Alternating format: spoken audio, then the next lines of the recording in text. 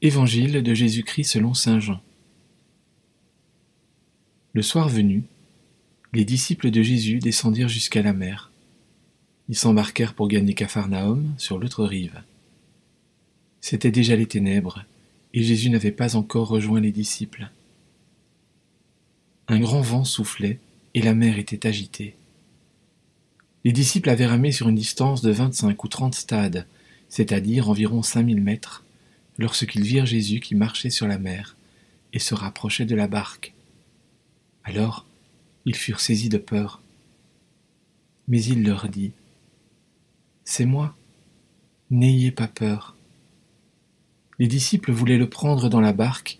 Aussitôt, la barque touche à terre, là où ils se rendaient.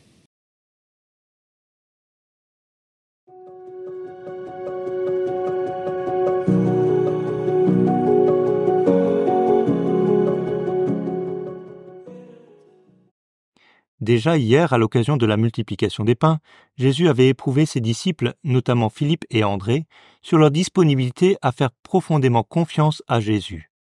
C'est cette confiance qui est à nouveau éprouvée dans des proportions autrement plus grandes dans l'épisode d'aujourd'hui.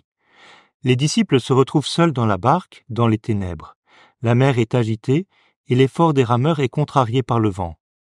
Dans cette situation d'épreuve prononcée, la venue inattendue de Jésus devrait être perçue comme une consolation profondément rassurante. Les choses ne sont pas si claires. L'inquiétude des disciples semble au contraire redoublée par l'apparition de Jésus. Et la fin de l'épisode ne dit pas clairement si les disciples ont été finalement rassurés.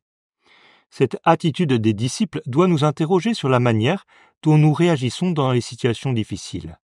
N'aurions-nous pas la tentation de nous méfier de Jésus et de son action, alors même que nous savons que nous avons plus besoin de lui ? Prions l'Esprit Saint de susciter en nous cette plus grande confiance dans la présence et l'action de Jésus dans nos vies.